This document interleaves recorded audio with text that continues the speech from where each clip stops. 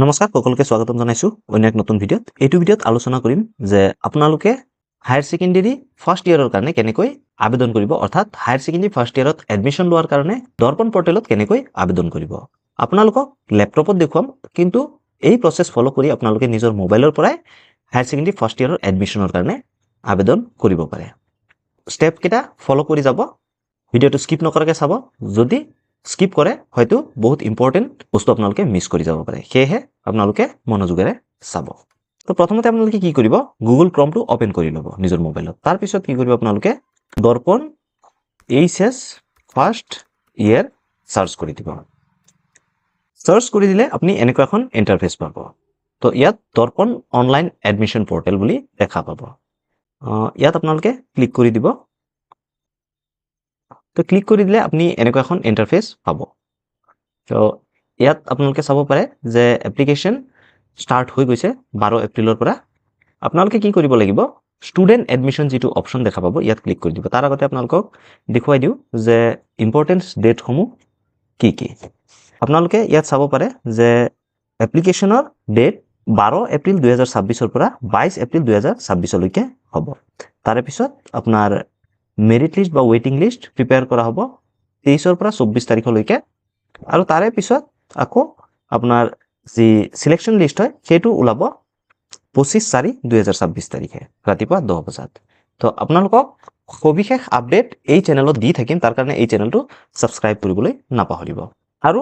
যেতিয়া আপোনাৰ merit list ওলাই, যদি মেৰিট লিষ্টত নাম আছে তেনে ক্ষেত্ৰত আপোনালোকে কিন্তু সেই অফাৰটো অৰ্থাৎ এডমিশন অফাৰটো একসেপ্ট কৰিব লাগিব। একসেপ্ট আপোনালোকে 25/4/2026 পৰা 27/4/2026 লৈকে কৰিব লাগিব। তাৰে পিছত আপোনালোকৰ যি এডমিশন হয় সেইটো হ'ব 28 এপ্ৰিল 2026 পৰা 8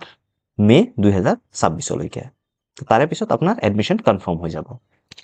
তো এতিয়া দেখুৱাই দিও আপোনালোকক যে কেনেকৈ আপোনালোকে অনলাইনত আবেদন কৰিব। তাৰ কাৰণে আপোনালোকে কি কৰিব, ষ্টুডেন্ট এডমিশন যিটো অপশন দেখা পাব ইয়াত ক্লিক কৰি দিব। ক্লিক কৰি দিলে আপুনি এনেকুৱা এখন ইন্টাৰফেস পাব। যেহেতু আপোনাৰ ৰেজিষ্ট্ৰেচন কৰা হোৱা নাই বা ৰেজিষ্টাৰ্ড নাই, তেনে ক্ষেত্ৰত আপোনালোকে কি কৰিব, do not have account, click here to register a new account. তো ইয়াত ক্লিক কৰি দিব। তো ক্লিক কৰি দিলে আপোনালোকে চাব পাৰে যে ষ্টুডেন্ট ৰেজিষ্ট্ৰেচন ফৰ্ম 2026। তো এতিয়া কি কৰিব, ইয়াত কেইটামান অপশন দেখা পাব, সিলেক্ট বোৰ্ড। তো সিলেক্ট বোৰ্ডত আপোনালোকে কি কৰিব, বোৰ্ডটো আপোনালোকে সিলেক্ট কৰিব। যদি আপোনালোক সেৱাৰ পৰা পাছ কৰা হয়, সেৱা বোৰ্ডৰ পৰা, তেনে ক্ষেত্ৰত আপোনালোকে এইটো সিলেক্ট কৰি দিব। আৰু যদি আপোনালোকে সেৱা বোৰ্ডৰ নহয় বা অন্যান্য বোৰ্ডৰ হয়, যেনে ধৰি লওক CBSE হওক বা আপোনালোক অন্যান্য ষ্টেটৰ বোৰ্ডৰ হয়, তেনে ক্ষেত্ৰত আদাৰ সিলেক্ট কৰিব লাগিব। যদি আপোনালোকে আদাৰ সিলেক্ট কৰে তেনে ক্ষেত্ৰত ইয়াত আপোনালোকে চাব পাৰে 1A সিলেক্ট বোৰ্ড ফৰ আদাৰ বোৰ্ডছ। তো ইয়াত ক্লিক কৰিলে আপোনালোকে এই বোৰ্ডসমূহ পাই যাব।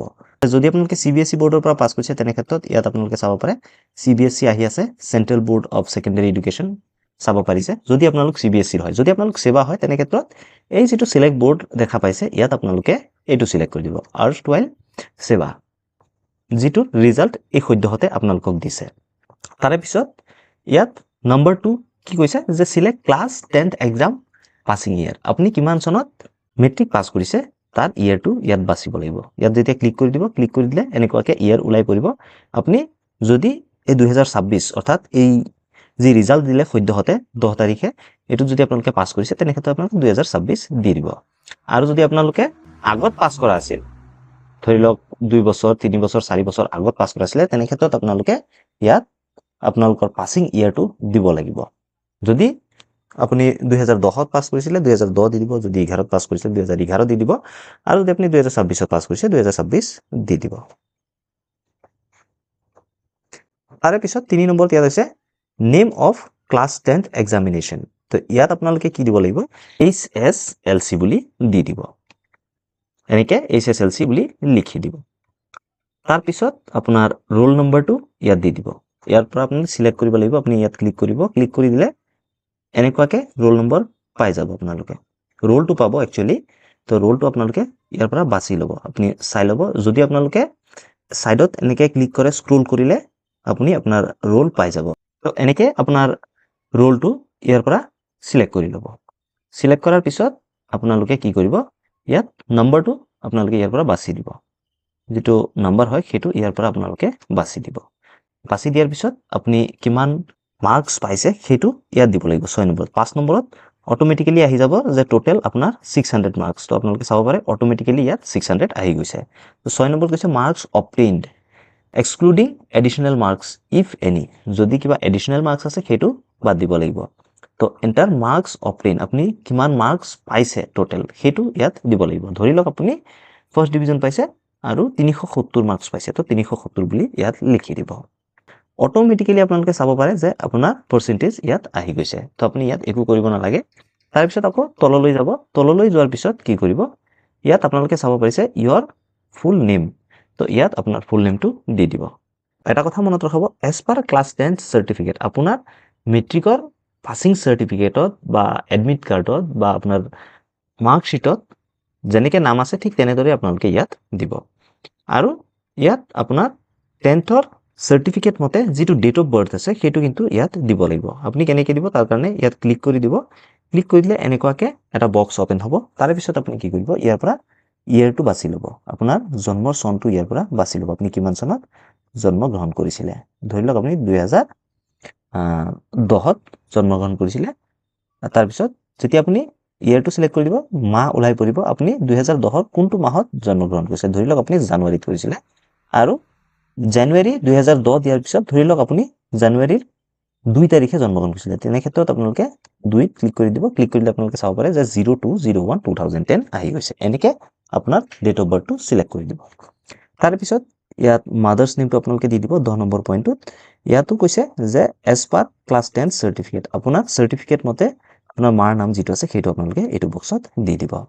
দি দিয়াৰ পিছত আপুনি 11 নম্বৰ বক্সত আপোনাৰ ফাদাৰ্স নেম অৰ্থাৎ আপোনাৰ দেউতাৰ নামটো ইয়াত দি দিব যেটো আপোনাৰ সাৰ্টিফিকেটত আছে অৰ্থাৎ ক্লাছ 10ৰ সাৰ্টিফিকেটত আছে তাৰ পিছত যদি আপোনাৰ ফাদাৰ বা মাদাৰ কোনো নাই তেনে ক্ষেত্ৰত আপুনি গাৰ্জেনৰ নামটো ইয়াত দি দিব পাৰে 12 নম্বৰত এটো কম্পালসৰি নহয় যদি আপোনাৰ মা বা দেউতা কোনো নাই তেনে ক্ষেত্ৰত আপোনালোকে গাৰ্জেন নেমটো দিব পাৰে আৰু ইমেইল আইডিটো অপচনেল দিছে যদি আপোনাৰ কিবা ইমেইল আইডি আছে সেইটো আপোনালোকে ইয়াত দি দিব 13 নম্বৰ অপচনটোত তাৰে পিছত ইয়াত আপোনাৰ মোবাইল নম্বৰটো দি দিব 14 নম্বৰত তো আপোনালোকে চাব পাৰিছে যে 10 ডিজিট মোবাইল নম্বৰ আৰু সেইটো আপোনালোকে কি কৰিব লাগিব যেতিয়া আপুনি নিজৰ মোবাইল নম্বৰটো ইয়াত দি দিব দি দিয়াৰ পিছত এনেকুৱাকে নেক্সট এটা অপচন আহিব কাষত তো নেক্সটত আপুনি ক্লিক কৰি দিব তো ক্লিক কৰি দিলে এনেকুৱাকে এটা ইন্টাৰফেস দেখা পাব অৰ্থাৎ আপোনাৰ মোবাইলত এটা ওটিপি যাব সেই ওটিপিটো আপোনালোকে কি কৰিব লাগিব 15 নম্বৰ যেটো বক্স আছে ইয়াত আপোনালোকে ভৰাই দিব লাগিব তো ইয়াত আপোনালোকে চাব পাৰে যে এটা ওটিপি আহিছে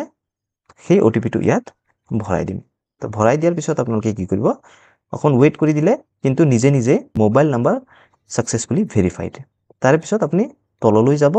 তললৈ যোৱাৰ পিছত কি কৰিব লাগিব আপোনাৰ নেশনালিটি তো এটো ইন্ডিয়ান আহি থাকিব বাই ডিফল্ট আপুনি ইন্ডিয়ান বুলি দি দিব যেহেতু আপুনি ভাৰতীয় ইন্ডিয়ান বুলি দি দিব তাৰ পিছত 17 নম্বৰ স্লটত আপুনি আপোনাৰ নিজৰ আধাৰ নম্বৰ ইয়াত দি দিব দি দিয়াৰ পিছত আপুনি কি কৰিব Aadhaar number updation above 15 years of age আপুনি কি কৰিব ইয়েছত ক্লিক কৰি দিব ইয়াৰ পিছত আপোনাৰ যি পেন নম্বৰ হয় সেইটো যদি আপোনাৰ আছে আপুনি ইয়াত দি দিব 19 নম্বৰ বক্সটোত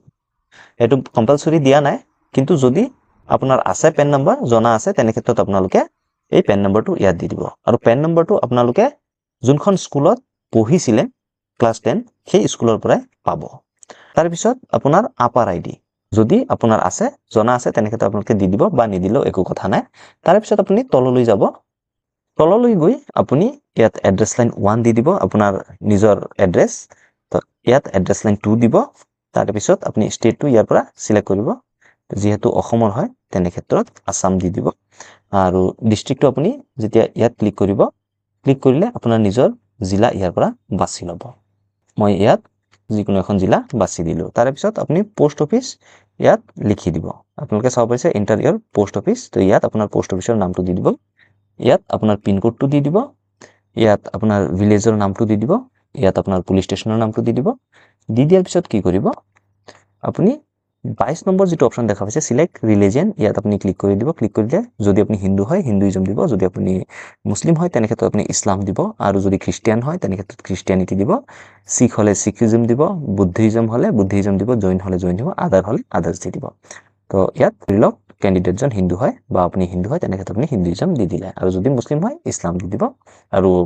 অন্যান্য যদি হয় আপোনালোকে সেই অন্যান্য দি দিব তাৰে পিছত ইয়াত আহিছে সিলেক্ট কাষ্ট তো এতিয়া আপুনি ইয়াত কাষ্ট সিলেক্ট কৰিব লাগিব 23 নম্বৰ অপশ্যনটোত তো ইয়াত ক্লিক কৰি দিলে আপুনি ইয়াত অপশ্যন পাব SC ST plains ST hills OBC MOBC তো যদি আপুনি SC হয় SC ক্লিক কৰি দিব যদি আপুনি OBC হয় OBC সিলেক্ট কৰি দিব বা আপুনি ST হলে ST প্লেইনছৰ নে হিলছৰ সেইটো আপুনি দি দিব তো কেণ্ডিডেটজন OBCৰ হয় মই OBC দি দিলোঁ তাৰে পিছত ইয়াত আহিছে সিলেক্ট জেণ্ডাৰ তো ইয়াত জেণ্ডাৰটো সিলেক্ট কৰি দিম ধৰি লওক ইয়াত জেণ্ডাৰ হ'ল মেল তো যদি আপুনি ল'ৰা হয় তেনে ক্ষেত্ৰত মেল দি দিব আৰু যদি আপুনি মহিলা হয় বা ছোৱালী হয় তেনে ক্ষেত্ৰত আপুনি ফিমেল দি দিব তো এই কেণ্ডিডেটজন পুৰুষ হয় বা ল'ৰা হয় তেনে ক্ষেত্ৰত মই মেল দি দিলোঁ তাৰে পিছত whether belongs to specially able category যদি আপুনি বিকলাংগ হয় তেনে ক্ষেত্ৰত আপুনি 25 নম্বৰ বক্সটোত ইয়েছ দি দিব আৰু যদি আপুনি কোনো বিকলাংগ কেটেগৰীত নপৰে তেনে ক্ষেত্ৰত আপুনি নোট ক্লিক কৰি দিব তাৰে পিছত ইয়াত আহিছে 26 number whether belongs to T tribe আদিবাসী কমিউনিটি যদি আপুনি আদিবাসী কমিউনিটিৰ হয় বা টি ট্ৰাইবৰ হয় তেনে ক্ষেত্ৰত আপুনি ইয়েছ দি দিব আৰু যদি নহয় তেনে ক্ষেত্ৰত আপুনি নোটে ৰাখি দিব আৰু 27 নম্বৰত কৈছে do you have any state national level extra curriculum certificate in sports culture and NCC যদি আপুনি নেশ্যনেল লেভেল বা ষ্টেট লেভেলৰো কিবা প্ৰদৰ্শন কৰিছে স্পৰ্টছতে হওক কালচাৰতে হওক বা NCCতে হওক তেনে ক্ষেত্ৰত আপুনি ইয়াত দিব পাৰে ইয়েছ আৰু যদি আপুনি কৰা নাই তেনে ক্ষেত্ৰত আপুনি নোট ক্লিক কৰি দিব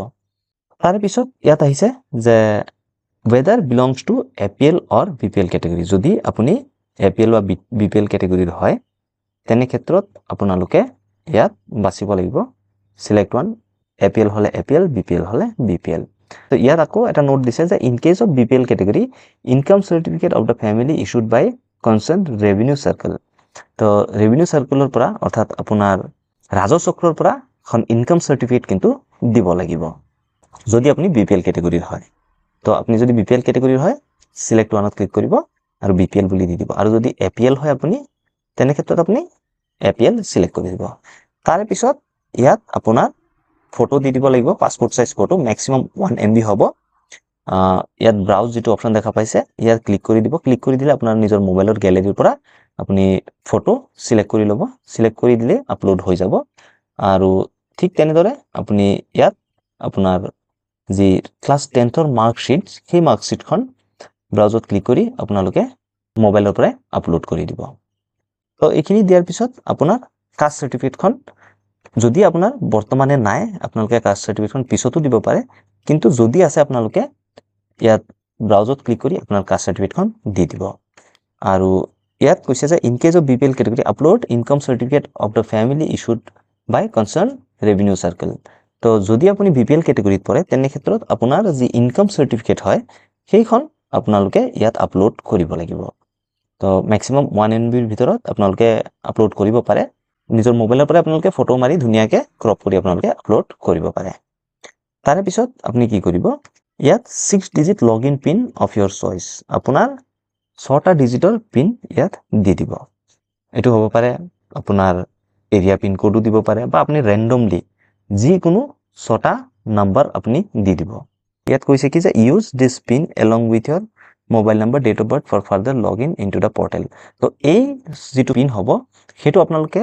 আপোনাৰ এপ্লিকেশনখন কিমান দূৰ আগবাঢ়িছে হেতু চাবলৈ কিন্তু ব্যৱহাৰ কৰিব পাৰিব এই 6টা পিন আপোনালোকে দি লগইন কৰিব পাৰিব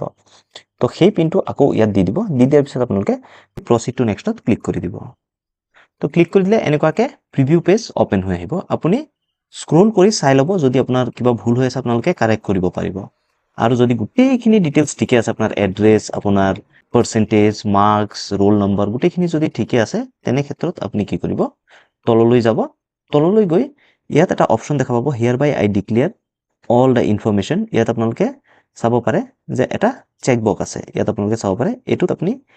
ক্লিক কৰি দিব ক্লিক কৰি দিলে কি হ'ব আপোনাৰ যেটো ৰেজিষ্টাৰ অপশন আছে হেতু ক্লিকেবল হৈ যাব অৰ্থাৎ আপুনি ইয়াত ক্লিক কৰিব পাৰিব তো যদি আপুনি এটো টিক নকৰে আপোনালোকে চাব পাৰে যে ইয়াত ৰেজিষ্টাৰ যেটো বাটন আছে ইয়াত আপুনি ক্লিক কৰিব নোৱাৰিব তো ডিটেইলছ যদি শুদ্ধ আছে আপুনি ইয়াত টিক কৰি ৰেজিষ্টাৰত ক্লিক কৰি দিব ক্লিক কৰিলে এনেকুৱাকে পপ আপ ওপেন হ'ব আপুনি ওকে ক্লিক কৰি দিব ক্লিক কৰি দিলে অকমান টাইম ল'ব পাৰে যেহেতু ফাইল আপলোড হ'ব লাগিব সেয়ে অকমান টাইম ল'ব পাৰে আপোনালোকে ভাল নেটৱৰ্ক থকা জায়গাত থাকিব তো এনে কৰিলে আপোনাৰ মোবাইলত এটা মেছেজ আহিব আপোনাৰ যি লগইন ডিটেইলছ হয় সেইসমূহ আপোনালোকৰ মোবাইলত আহি যাব মেছেজ তাৰ পিছত আপুনি এনেকুৱা এখন ইন্টাৰফেস দেখা পাব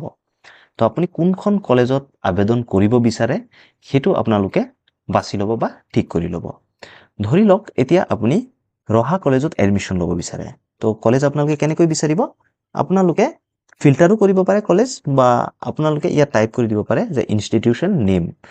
বা ইনষ্টিটিউশন কোড আপুনি ধৰি লওক ৰহা কলেজত এডমিশন ল'ব বিচাৰে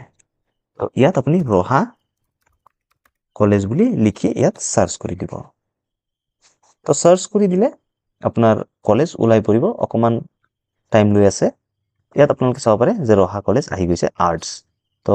আপুনি কি কৰিব আপুনি যদি প্ৰসপেক্টাস পঢ়িব বিচাৰে আপুনি প্ৰসপেক্টাসও পঢ়িব পাৰে বা যদি আপোনালোকে আবেদন কৰিব বিচাৰে তেনে ক্ষেত্ৰত আপোনালোকে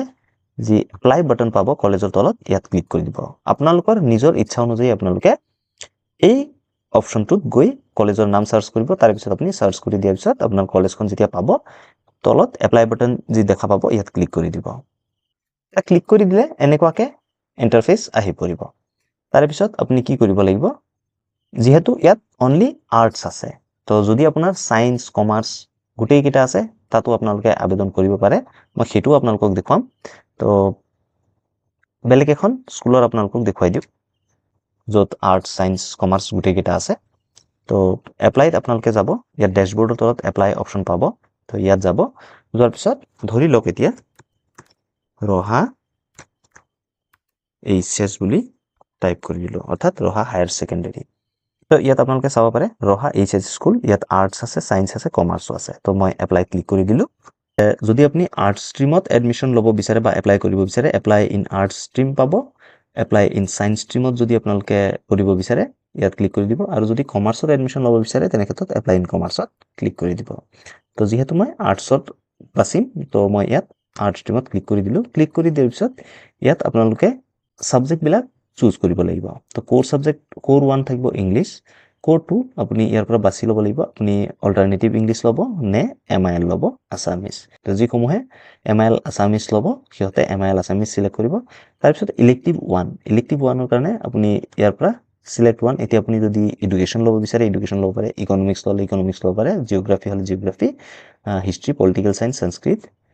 স্বদেশ অধ্যয়ন আছে যিটো আপুনি ল'ব বিচাৰে সেইটো আপুনি ল'ব পাৰে ধৰি লওক মই এডুকেশন ললো